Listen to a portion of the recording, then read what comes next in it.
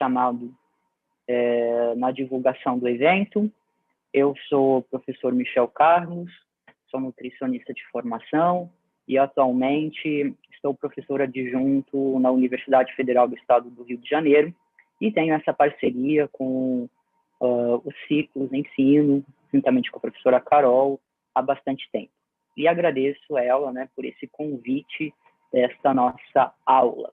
Eu vou rebatizar essa nossa aula com um nome mais tradicional, que é a imunonutrição, né? Ou, como chamado na divulgação, a imunoterapia, por meio da dieta e por meio dos nutrientes. Todos nós sabemos que os nutrientes não exercem apenas a função de nutrir, de alimentar o nosso corpo, mas também nós temos diversas outras funções, incluindo a de modular a atividade do sistema imune. Então, a imunonutrição nada mais é do que essa modulação da atividade do sistema imune ou das suas consequências por meio da dieta e dos nutrientes. Fiz uma apresentação bem básica, um pouco introdutória, sobre imunidade e inflamação, que são dois pontos importantes neste tema, e posteriormente eu passarei, então, com destaques principais para alguns imunonutrientes clássicos considerados pela literatura científica. Acho que todo mundo já sabe, já deve ter estudado ou ouvido falar em algum momento da sua vida profissional e acadêmica, de que a imunidade é fundamental para proteger o nosso organismo contra substâncias estranhas, que são chamadas de antígenos. Estes antígenos podem ser de qualquer classe, sejam micro-organismos ou organismos diferentes do nosso, ou até mesmo um código genético, células que apresentam um código genético diferente daquele meu, né? Então, dentre a própria espécie humana, células de um indivíduo podem ser consideradas como antígenos quando elas são implantadas ou são recebidas por um outro indivíduo. O sistema imune tem capacidade para reconhecer aquilo que é próprio daquilo que é estranho. Por mais que a gente produza substâncias que são inúteis no nosso corpo, elas nunca serão consideradas estranhas. Elas são consideradas como substâncias próprias e não são capazes de ativar o sistema imune. Apenas aquelas substâncias propriamente ditas como estranhas, de origem exógena, é que terão essa possibilidade de ativar o sistema imune. Claro que esse mecanismo pode ser falho em alguns indivíduos, e quando ele passa a reconhecer o que é próprio como estranho, tem-se então as doenças autoimunes. O sistema imune é caracterizado por diversas células, pela atuação conjunta de diversas células e outros componentes que são peptídeos ou proteínas predominantemente, além de ter uma combinação também da atuação de diversos órgãos. As células que compõem a imunidade, chamadas de leucócitos ou células brancas, os glóbulos brancos, são células de rápida divisão, têm uma renovação próxima de 6 a 8 horas, como neutrófilos, que é uma das células mais populosas na nossa circulação sanguínea, que pertencem à imunidade, até alguns anos de vida, como são os casos dos linfócitos de memória, que ficam armazenados para conferir a memória imunológica. Mas a maioria delas são de rápida divisão e têm um tempo de vida curtíssimo, né? Menor que 1 dia. E outra característica das células da imunidade é apresentar memória. Isso quer dizer que toda vez que nós tivermos um contato com uma substância estranha, nós iremos construir uma resposta que pode ser específica para esta substância. Então, a gente sempre vai estar trabalhando para construir uma resposta para aquilo que é estranho e que foi infectado no nosso corpo pela primeira vez. Num segundo momento, quando essa mesma substância estranha me infectar, nós já teremos uma certa memória imunológica presente que vai acelerar o processo de resposta imune contra essa substância. Então, por definição, a memória imunológica nada mais é do que um processo mais rápido de responder contra uma substância estranha a partir de uma segunda, terceira ou qualquer outra, número de exposição que vem a acontecer subsequente após a primeira. São diversos os órgãos que compõem a imunidade, não apenas a medula óssea, que é o local de formação, não somente os vasos linfáticos, que é uma forma de locomoção e distribuição dessas células imunes, mas também nós temos o baço como um local concentrado de células imunes responsável pela filtragem, por filtrar aquilo que chega com o sangue até ele e restringir aquilo que é estranho, bloqueando a disseminação para as outras áreas e outros tecidos do corpo. O timo é importante, é uma espécie de faculdade para células imunes, especialmente linfócitos do tipo T, precisam passar um tempo dentro desse órgão para se maturar, desenvolver todas as suas estruturas e suas habilidades de atuação como células da imunidade. O fígado é importante porque nele são produzidos diversos componentes que atuam favorecendo a resposta imune. E sem contar que na vida intrauterina, o fígado, nas primeiras semanas pós-concepção, o fígado é o local de produção das células imunes. E somente, se eu não me engano, depois da segunda semana pós-concepção, é que a medula óssea assume essa função. As mucosas, como pele, como o trato respiratório e a mucosa que recobre o trato intestinal, também fazem parte da imunidade, porque conferem uma barreira física contra a entrada de substâncias estranhas. E o sistema sanguíneo também é integrante, sendo uma forma de distribuição e movimentação das células imunes pelo nosso corpo. As células propriamente ditas da imunidade são denominadas de leucócitos e possuem duas linhagens, uma linfóide e uma mieloide. A linhagem linfóide dá origem aos linfócitos do tipo T e B e também às células natural killer, enquanto que a linhagem mieloide dá origem às outras células da imunidade que não são linfócitos e nem natural killer. Portanto, são monócitos, neutrófilos, células dendríticas, eosinófilos, basófilos e mastócitos.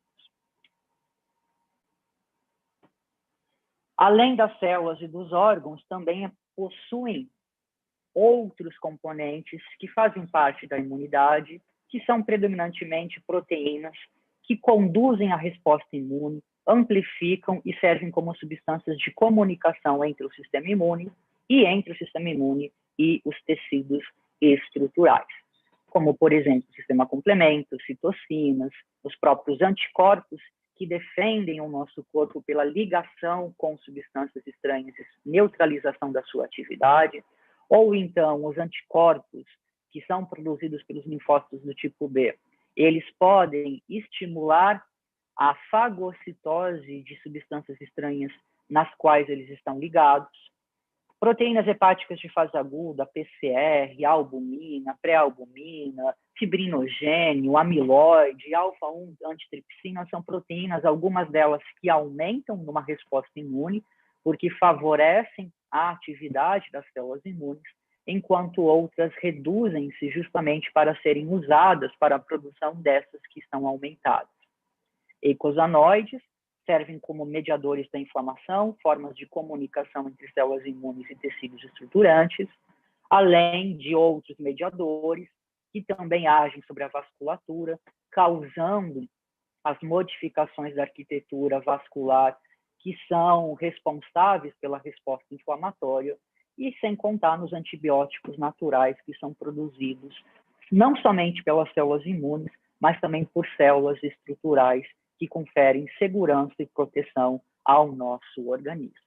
Então, percebam que o sistema imune é um sistema complexo, com diversos órgãos, com diversas células e diversos componentes que interagem entre si para poder executar uma resposta que seja efetiva. Um único órgão, uma única célula da imunidade, um único componente celular não seria suficiente para conduzir uma resposta imune que seja de fato efetiva e que proteja o nosso corpo.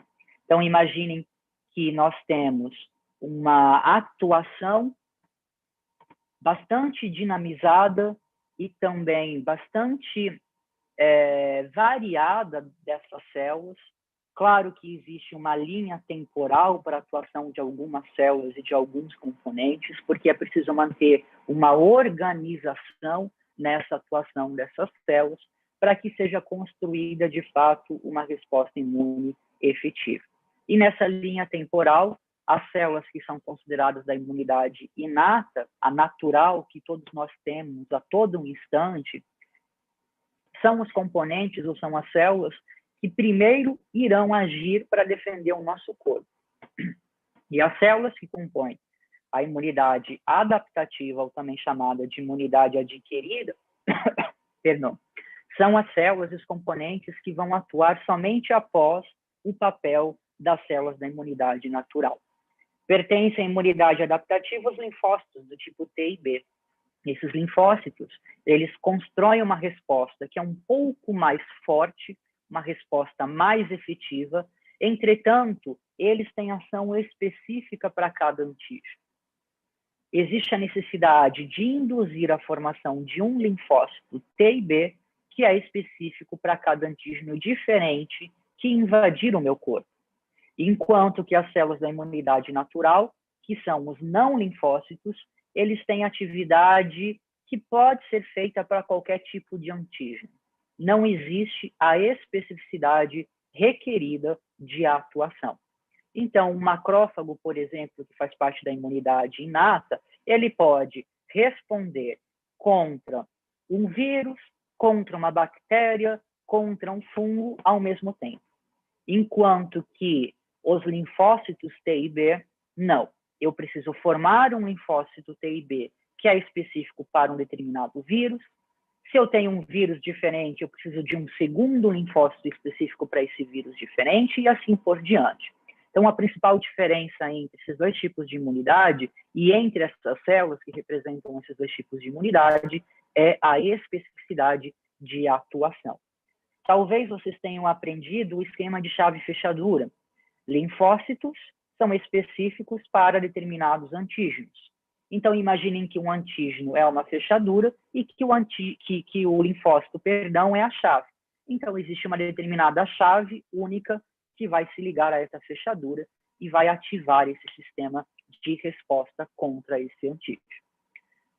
Essa resposta adaptativa, ela acontece de uma maneira mais demorada. É preciso em torno de 7 dias para poder formar um linfócito T ou B que seja específico para esse antígeno.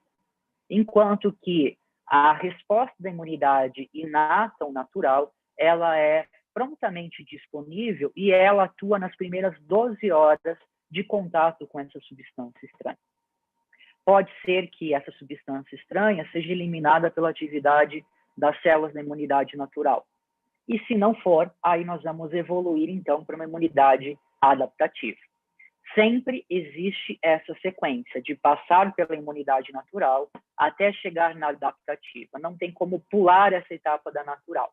Por quê? São justamente as células da imunidade natural que fornecem os estímulos necessários para a formação de um linfócito específico que vai construir essa resposta mais efetora. Lembrando que a resposta efetora de linfócitos T é destruir a substância estranha por citotoxicidade, ele produz e secreta substâncias tóxicas que destroem essas substâncias estranhas, como radicais livres, por exemplo, e aí nós vemos uma utilidade de radicais livres no nosso corpo. Também existe atividade de linfócitos T que estimulam outras células da imunidade a agir com maior efetividade, com maior eficácia. E nós temos o linfócito B, que é o responsável pela produção das imunoglobulinas e anticorpos. Anticorpos e imunoglobulinas não são células, são produtos de uma célula imune, produtos do linfócito B, e eles se ligam, então, a essas substâncias estranhas, são anticorpos específicos para essas substâncias estranhas, ligam-se a ela, neutralizam a sua atividade pela ligação ou marcam essa substância estranha para a sofreção de uma outra célula imune, amplificando, portanto, essa resposta de defesa contra essa substância estranha. Bom, além desses mecanismos efetores da resposta adaptativa, também existem mecanismos que podem ser efetores da resposta natural, como a fagocitose e posterior destruição. Então, somente células dendríticas, monócitos e macrófagos fazem fagocitose e podem destruir aquilo que é fagocitado. Também existe a secreção de enzimas digestivas, substâncias citotóxicas e antimicrobianas, que são feitas por outras células que não somente da imunidade, células estruturais que defendem a pele, que defendem a mucosa intestinal, por exemplo. Também existe a secreção de substâncias citotóxicas pelas células da imunidade natural, como eosinófilos e neutrófilos. E existe a atuação do sistema complemento, que tem como objetivo formar um buraco na membrana de antígenos ou de células infectadas por antígenos intracelulares e levar à lise dessa célula. Então, são alguns mecanismos efetores. E para que eles aconteçam, muitas vezes existe a necessidade da participação de vários componentes da imunidade. Não somente a presença da célula, que faz essa atividade, mas de outros componentes que melhoram ou que propiciam a atuação adequada de uma célula imune. E conforme cada tipo de micro-organismo que invade o nosso corpo, nós vamos ter um conjunto do sistema imune que vai estar mais ativo e que vai ser responsável, portanto, pela eliminação desse micro-organismo. Então, nem toda resposta imune é idêntica. O que vai estabelecer cada resposta imune é o tipo de micro-organismo que invadiu o nosso corpo. E fora a presença de antígenos, também existe a ativação do sistema imune por outros mecanismos que são endógenos, como, por exemplo, o excesso de consumo de carboidrato e de lipídios ativam o sistema imune em virtude da glicotoxicidade, da lipotoxicidade induzida por esses componentes dietéticos. O acúmulo de adiposidade corporal também traz ativação do sistema imune. A produção de radicais livres, quando aumentada em alguma situação, também pode trazer ativação do sistema imune e instalação de uma resposta imune. E quando, nestes casos, não existe um antígeno para ser eliminado, quem acaba sofrendo as consequências da ativação do sistema imune são as próprias células do indivíduo. Então, não é estranho a gente observar que o sistema imune pode destruir o próprio tecido uma vez que ele foi ativado e alguém vai sofrer essas consequências da ativação.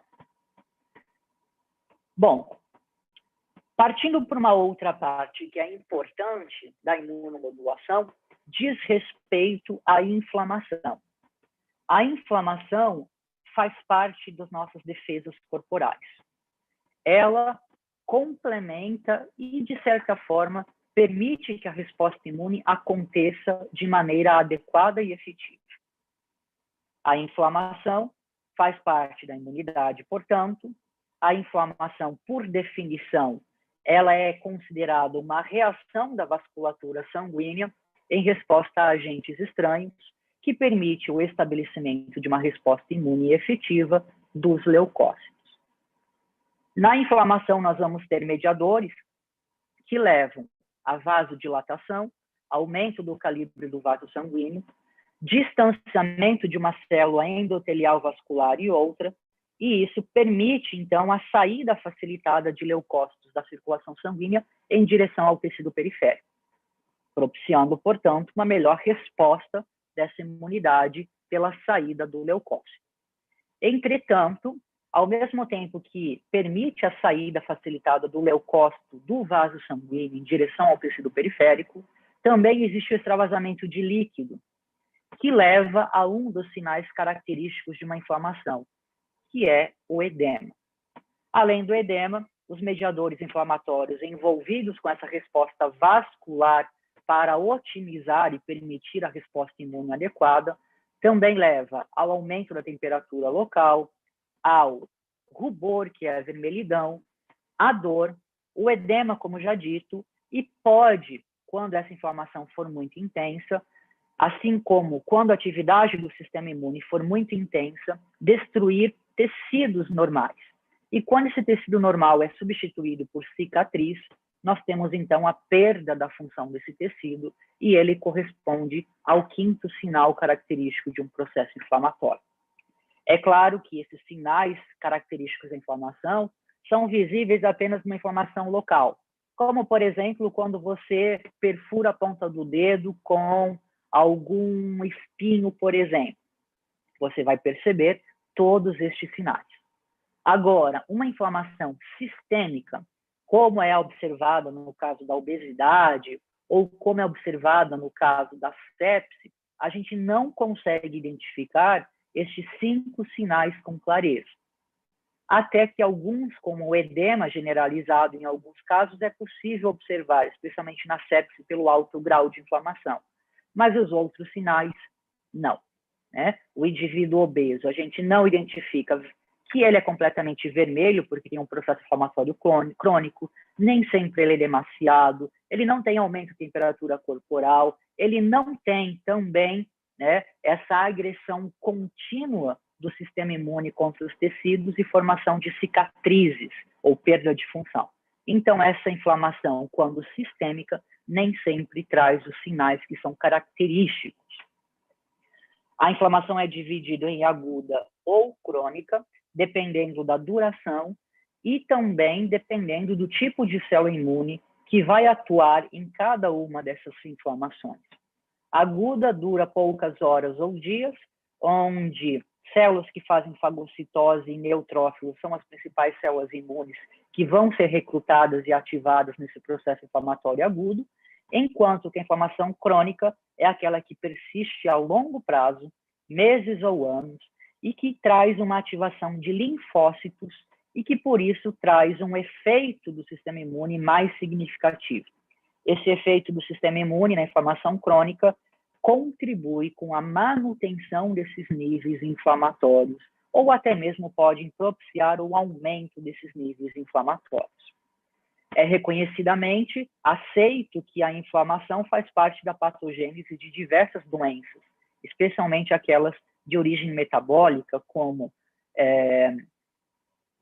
a obesidade, como a síndrome metabólica, como a hipertensão, como o diabetes mellitus tipo 2. Então, nesses casos de doenças metabólicas, a inflamação tem um importante papel, tanto na patogênese, quanto na promoção e na progressão destas doenças. E, por isso, reduzir ou tratar a inflamação é uma das terapias adjuvantes necessárias para conseguir um bom status metabólico desse indivíduo. E a inflamação ela é instalada, conduzida e mantida por diversos mediadores, que são chamados mediadores da inflamação, como as proteínas de fase aguda, como citocinas, como eicosanoides e oxilipinas, que são derivadas de lipídios que a gente consome e que são usados para a formação das membranas celulares, além do próprio óxido nítrico e outros que temos lá muitos desses mediadores de inflamação e cada um vai ter uma afinidade e um papel importante na manutenção da resposta inflamatória. Diante dessa minha colocação, é evidente que a inflamação tem um duplo papel na saúde, né? Então, ela faz parte do sistema imune, ela garante uma resposta imune adequada. Então, quando ela é controlada e ela é ativada por um antígeno, ela vai colaborar com a eliminação desse antígeno. Então, a inflamação é bem-vinda nesse momento. Entretanto, se a gente não tem um antígeno para ser eliminado e a inflamação se torna crônica, persistente, agora ela já não é bem-vinda. Ela já pode ser considerada como uma vilã da história. E, neste caso, ela precisa ser tratada. Quais são as consequências da inflamação, além da destruição tecidual e além dos sinais característicos, como a gente discutiu anteriormente? Ela traz um efeito metabólico importante, que é a resistência à insulina, por isso que ela está envolvida com a promoção e progressão do diabetes mellitus tipo 2, com as alterações metabólicas da obesidade.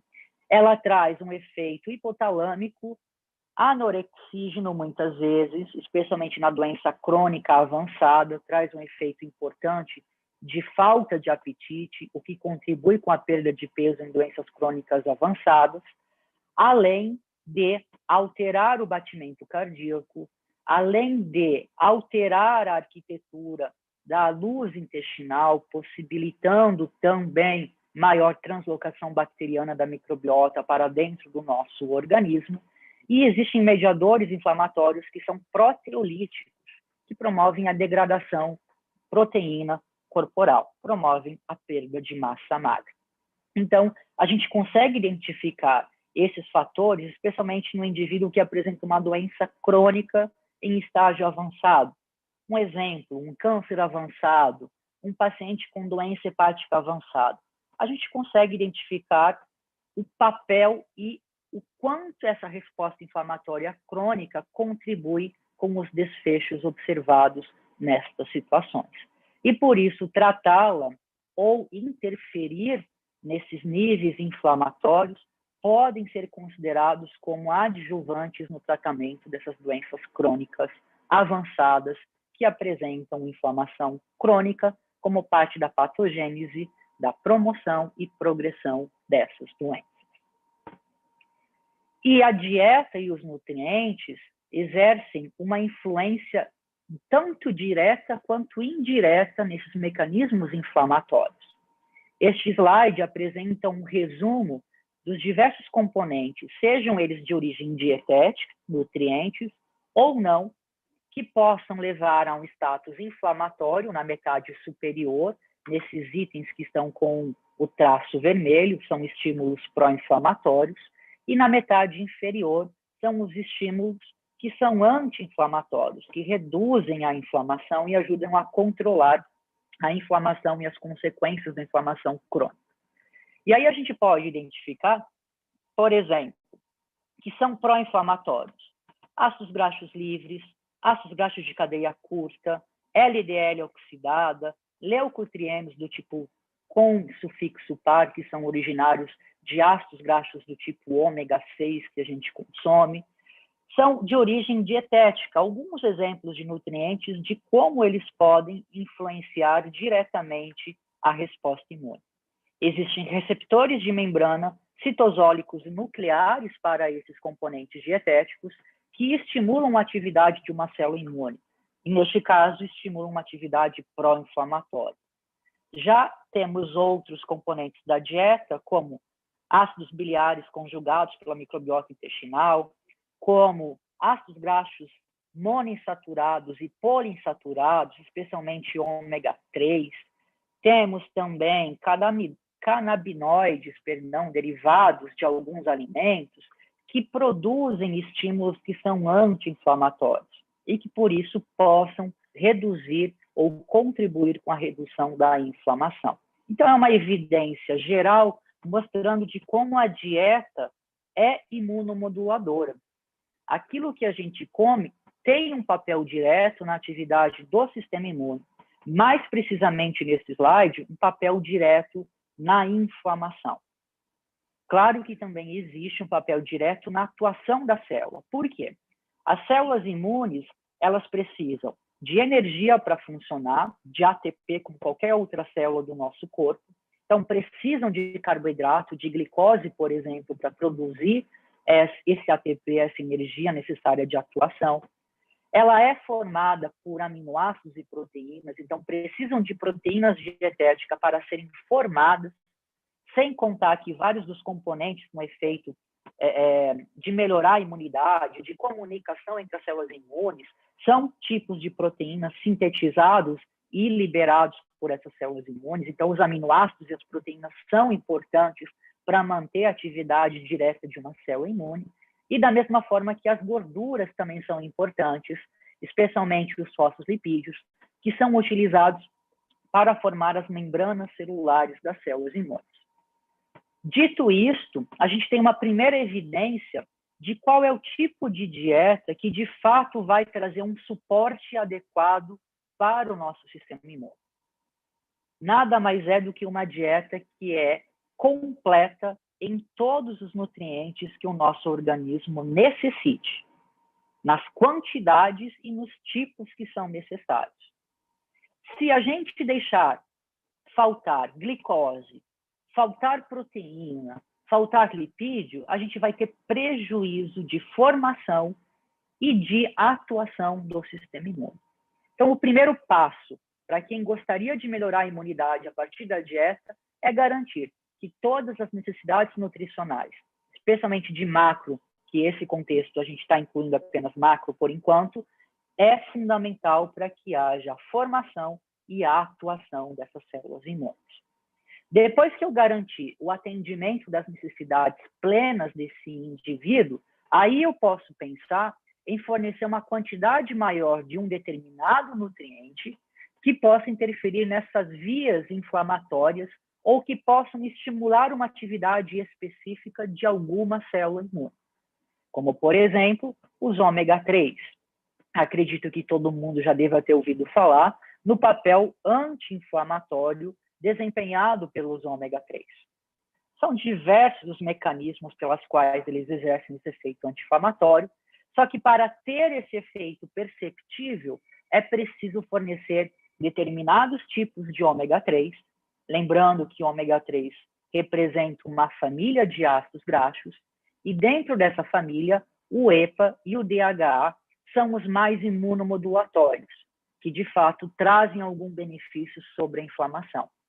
Então, EPA e DHA, quando consumidos em quantidades consideravelmente elevadas, porque normalmente com a dieta a gente dificilmente vai atingir essas quantidades, então a gente vai precisar muitas vezes para ter um efeito imunomodulatório a prática da prescrição do suplemento, em virtude da necessidade de uma dose maior para que de fato tenha um efeito significativo sobre essas vias inflamatórias. Então eu garanti a dieta plena, atendi macro e micronutriente, para que haja um suporte de formação e de funcionamento adequado do sistema imune, e aí eu vou complementar essa dieta com alguns imunomoduladores na forma de suplemento, em virtude da dosagem necessária ser maior do que aquela que a gente consegue ofertar pela dieta, e mantendo o equilíbrio dos macro e micro. Então, a gente complementa com o suplemento e observa posteriormente, depois de alguns imunomoduladores, o efeito pode ser visível no mesmo dia, enquanto outros requerem um tempo para saturação corporal desse imunomodulador, e aí nós vamos observar esse efeito depois de um determinado período pós-suplementação, como é o caso dos ômega 3. Esse efeito imunomodulatório só ocorreria depois de pelo menos uma semana, se a dose for bem alta, ou de pelo menos 3 semanas de consumo do suplemento de maneira diária, se a dose for moderada, não tão elevada. O que seria uma dose elevada de EPA e DHA para ter um efeito imunomodulador? Uma dose em torno de 3 a 4 gramas, somando a quantidade de EPA e DHA por dia. E uma dose moderada em torno de 2 gramas e meia de EPA e DHA somados. O efeito, então, seria visível depois de 3 semanas da suplementação. O ômega 3 tem essa particularidade de exigir uma saturação das membranas celulares para que depois haja algum efeito sobre essa rota inflamatória. Sem essa saturação, o efeito é pouco visível. E aí, lembrando que o efeito, ele vai se tornar perceptível depois da saturação, e para obter essa saturação é preciso o consumo diário. Não é um consumo esporádico de 1 ou 2 vezes na semana. Não, essa saturação em 3 semanas de um consumo moderado só acontece se isso é feito diariamente. Agora, nós temos alguns outros imunonutrientes, como, por exemplo, a glutamina, a arginina, os bióticos que modulam a microbiota intestinal, nucleotídeos e antioxidantes, que são os clássicos imunomoduladores. Qualquer literatura que fala dessa temática irão trazer e abordar esses nutrientes. Estes podem ter um efeito a curto prazo, sem necessidade de uma saturação corporal, como é o caso do ômega 3.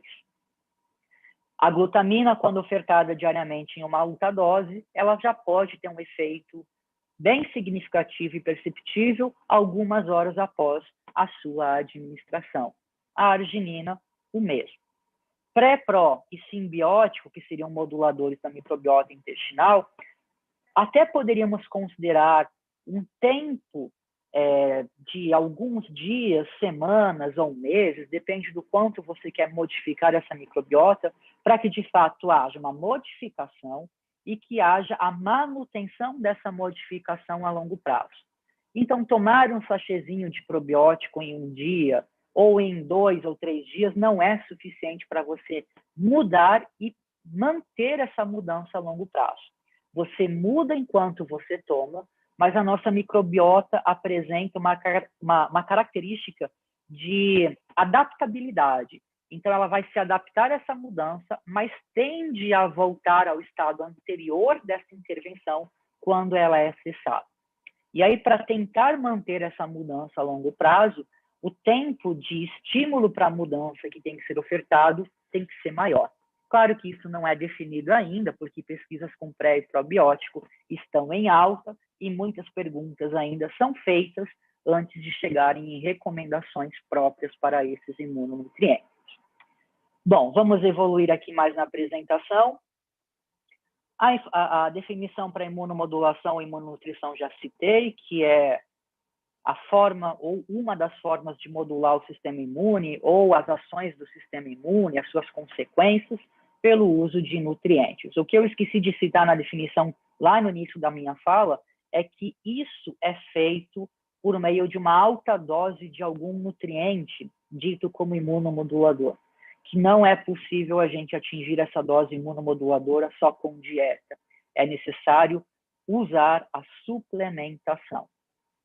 E esse resumo é um resumo que eu criei, um resumo gráfico, na forma de figura, que eu criei, que faz parte de um capítulo de livro, e que, inclusive, nesse final de semana, estava atualizando esse capítulo numa segunda edição desse livro, na qual eu descrevo um capítulo sobre imunomodulação. Pois, posteriormente, se alguém tiver interesse, pode consultar a Carol ou a instituição promotora desse evento, e aí informações sobre o livro pode ser compartilhada com vocês. E ela traz, de maneira resumida, em qual o local, quais são os sítios de atuação dos clássicos imunomoduladores.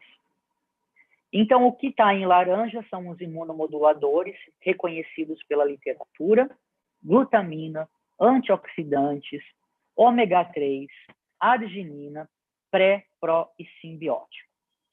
E o que está em preto seriam os sítios de atuação desses imunomoduladores, tendo um foco de modular a resposta imune ou a resposta inflamatória associada à resposta imune. Hipóxia, radicais livres, antígenos, a própria inflamação gera mais inflamação como um ciclo vicioso, e componentes dietéticos como gordura saturada, trans e ômega 6 promovem a ativação do sistema imune e uma resposta inflamatória. Se nós fornecemos pela dieta nutrientes que neutralizam estes estímulos inflamatórios e ativação do sistema imune, a gente consegue, portanto, modular essa resposta imune e inflamatória. Por exemplo, radicais livres. Se eles estimulam uma atividade, um fenótipo das células imunes que é pró-inflamatório, ao fornecer antioxidantes, neutralizamos a ação de radicais livres e, consequentemente, a sua ação ou o seu estímulo como um promotor da inflamação e da ativação do sistema imune. Quando a gente fornece ômega 3 na dieta, ele é utilizado predominantemente e preferencialmente para qualquer reação no nosso corpo. Mesmo que a gente consuma ômega 6 saturada ou trans, estas são deixadas de lado e os ômega 3 são utilizados. E eles também vão fazer parte da membrana das células imunes, porque também tem essa preferência de utilização pelo sistema imune, e vão influenciar um fenótipo dessas células que é anti-inflamatório. Antígenos podem adentrar via mucosa intestinal, por exemplo. Se a gente perder a barreira da mucosa intestinal, nós temos uma porta sendo aberta para a entrada de antígenos. E de passagem, eu preciso citar que a gente come muito antígeno com os alimentos diariamente. Mas nós temos uma mucosa que protege e impede a entrada desses antígenos dentro do nosso corpo, assim como uma microbiota que é capaz também de amplificar essa proteção. Então, quando a mucosa está prejudicada, tem lesão ou a microbiota não é saudável, e aí a lesão tecidual dessa mucosa intestinal pode ser de origem da própria alteração na microbiota, e quando fornecemos glutamina, pró simbiótico, neste caso os bióticos atuam melhorando a microbiota, enquanto que a glutamina favorece a renovação e a reparação dessas células intestinais que formam essa mucosa, nós vamos então corrigir essa porta que estava sendo aberta e impedir a entrada de micro-organismos, consequentemente reduzindo a necessidade de uma resposta imune e inflamatória para defender o nosso corpo, já que não terá substâncias estranhas que, de fato, exigirão a participação do sistema imune. Além desses estímulos que podem levar à inflamação, o ômega 3, a arginina, a glutamina, eles agem diretamente nas células imunes, estimulando vias nucleares que transformam essa célula imune para um fenótipo, ou seja, um tipo que é anti-inflamatório e não pró-inflamatório. Que mesmo na presença nesses estímulos, que poderiam levar à ativação e à conversão dessa célula para um fenótipo pró-inflamatório, mesmo com esses estímulos, esses nutrientes aqui listados podem impedir essa modificação para esse fenótipo pró-inflamatório e induzir um fenótipo anti-inflamatório, podendo contribuir com a redução da inflamação. Ok, visto, então, essa atuação de alguns imunonutrientes, eu preciso fazer menção também de algumas observações. Foi dito que a inflamação é importante para defender o nosso corpo contra antígenos. Então, não é legal a gente interferir numa resposta inflamatória se eu tenho alguma infecção no nosso corpo, porque a inflamação vai ser necessária justamente para contribuir com a eliminação desse agente infeccioso. Agora, se eu tenho uma doença crônica e a inflamação é gerada por algum motivo que não seja um antígeno, um agente infeccioso, aí sim eu preciso e posso intervir nessa resposta inflamatória, porque ela é desnecessária. Ela não está protegendo o nosso corpo, porque não existe nada de estranho ou de anormal que vai atacar o nosso corpo. Então, neste caso, a gente pode intervir com a imunomodulação com esse foco de reduzir a inflamação. Mas no caso do antígeno infeccioso, não é legal interferir, porque ela se faz necessária para contribuir com a resposta de defesa contra este antígeno. Então, existem determinadas situações que a imunomodulação, com foco sobre a inflamação, vão ser aplicadas, podem ser utilizadas, e outras situações que não devemos interferir, porque podemos atrapalhar o nosso próprio mecanismo de defesa na eliminação de agentes infecciosos.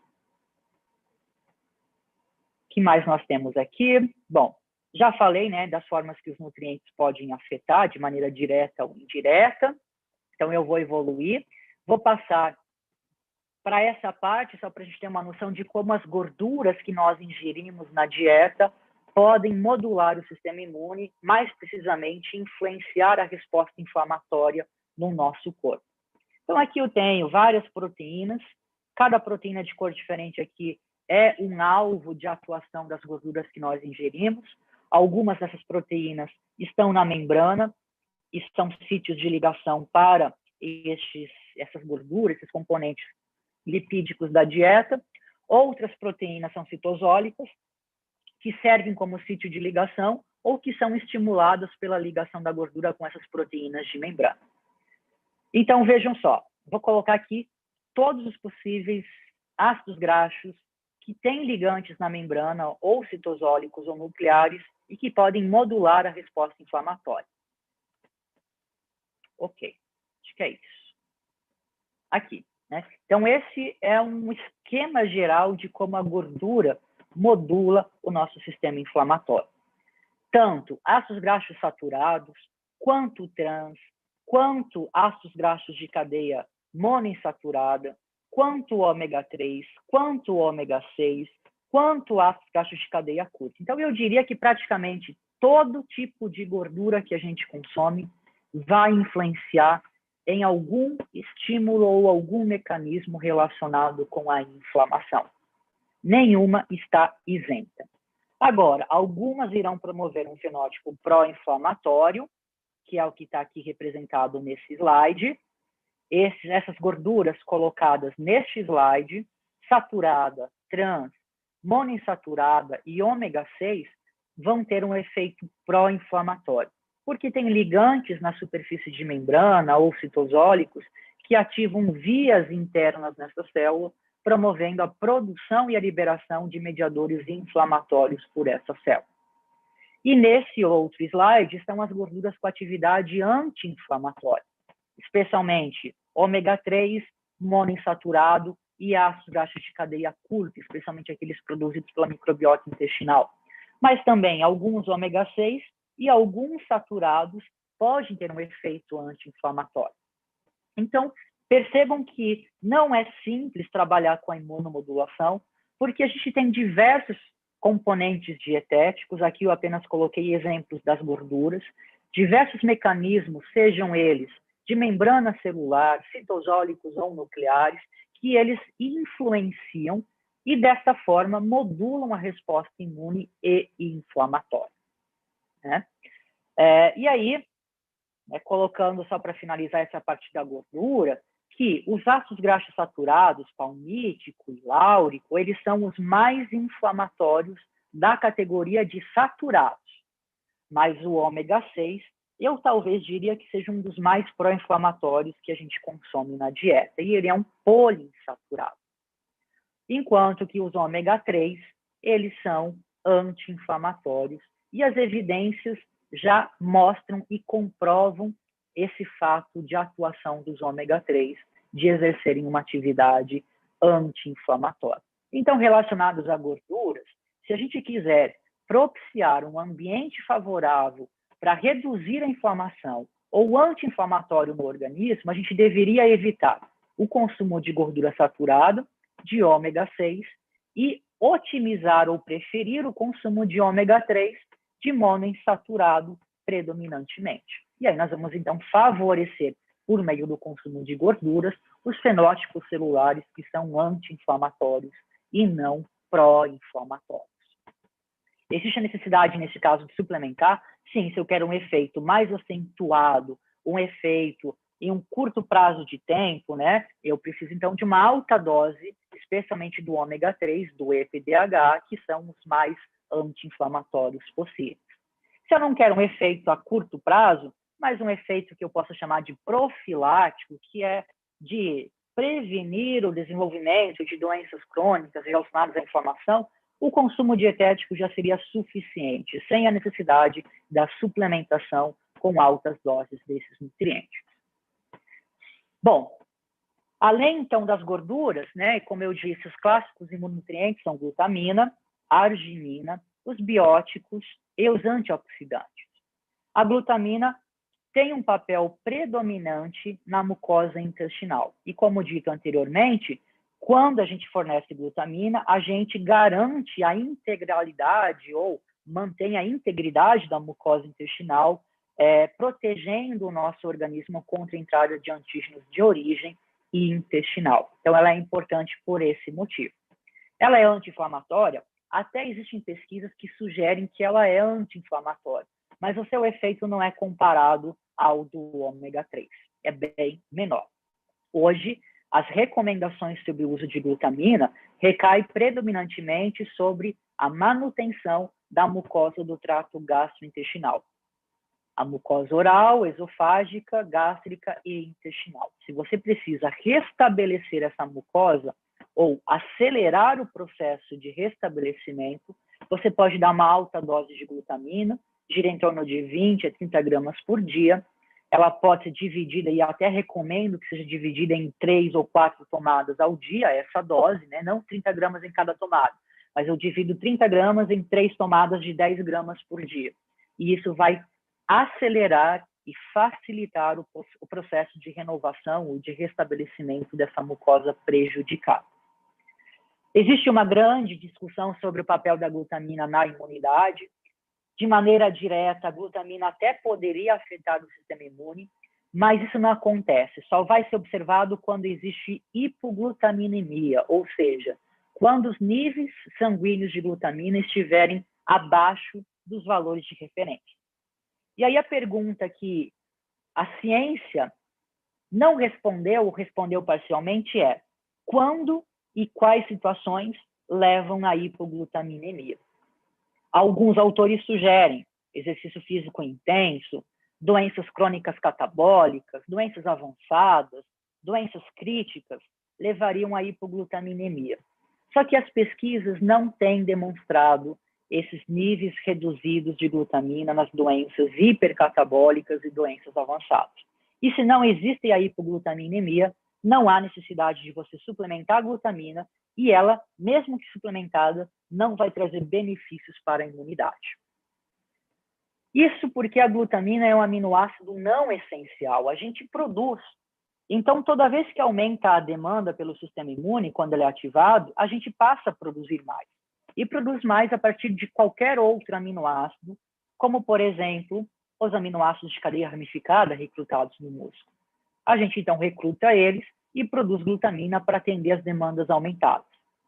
E se a gente produz, talvez a gente consiga manter os níveis adequados. E por isso as pesquisas não encontraram a tal da hipoglutaminemia em doenças hipercatabólicas.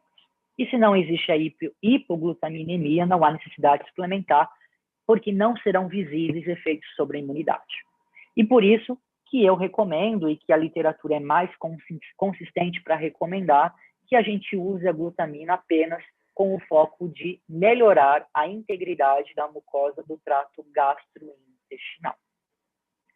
A arginina é um imunomodulador porque ela é utilizada para formar óxido nítrico, é um agente inflamatório que promove vasodilatação, mas o óxido nítrico, em respostas imunes, ele é utilizado para produzir substâncias citotóxicas, que aumenta a atividade das substâncias citotóxicas produzidas por neutrófilos, eosinófilos, basófilos, linfócitos CD8 e, portanto, melhoram a atividade desse tipo de célula. Por isso que ele é considerado como imunomodulador.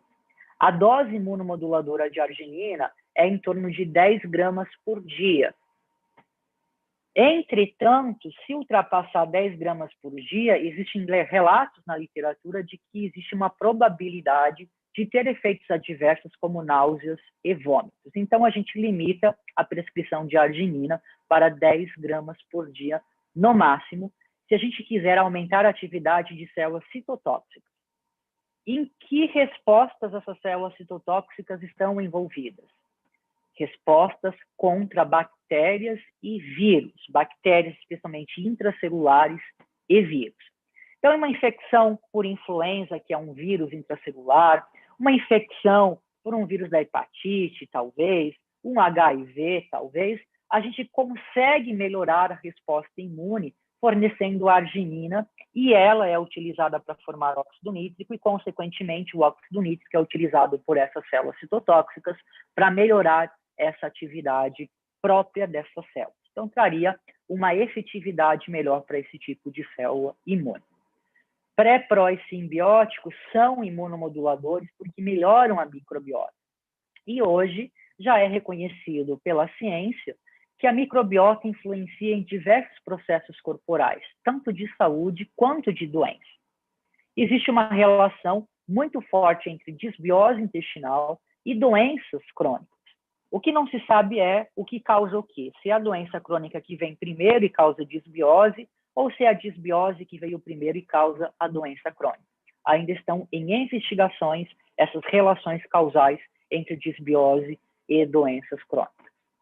A partir do momento que pré, pró e simbióticos são fornecidos, existe uma melhora da composição dessa microbiota e os efeitos oriundos dessa melhora são generalizados, tanto para a mucosa intestinal, melhora a formação das células imunes, estimula as células imunes a terem uma atividade melhorada, estimulam um estímulo, uma ação anti-inflamatória dessas células imunes associadas à mucosa, e produtos derivados dessas boas bactérias da microbiota intestinal são absorvidos e também levam a um estímulo anti-inflamatório no nosso corpo.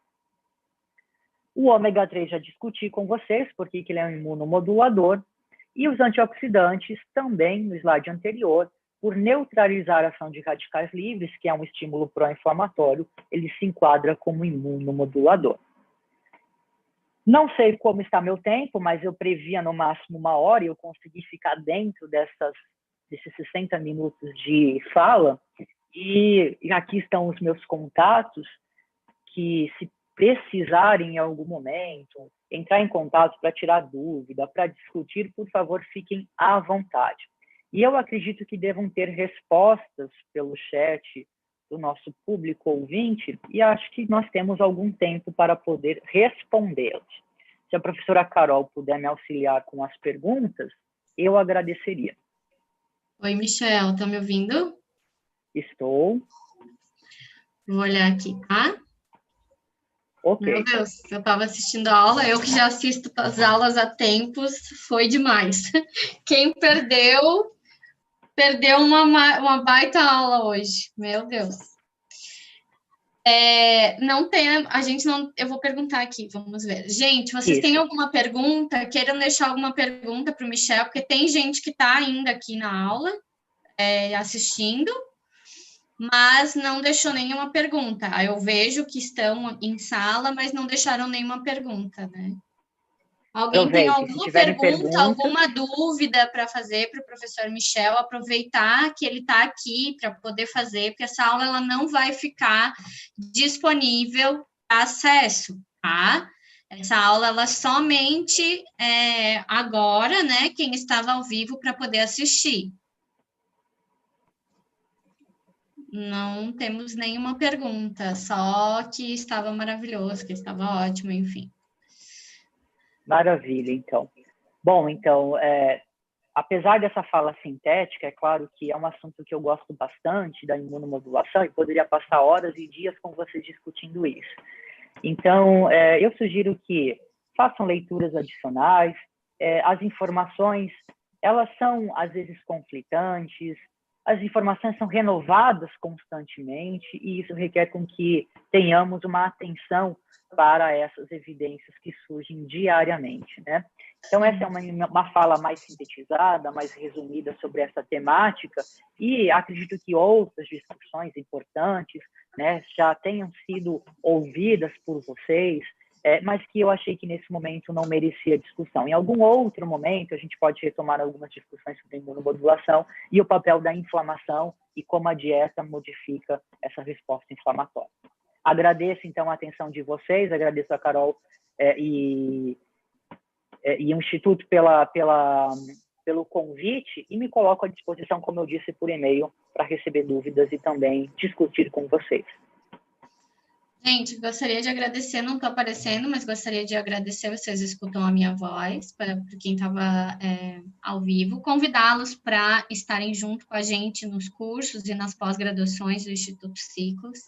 A gente tem aí a pós-graduação de materno-infantil da 4ª turma, está indo para a 5ª turma agora, com a inscrição aberta já para a lista de espera, para março, né, de 2021.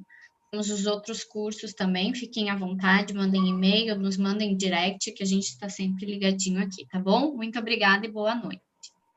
Boas festas de final de ano para todos também. Boa noite. Amigo. Oi.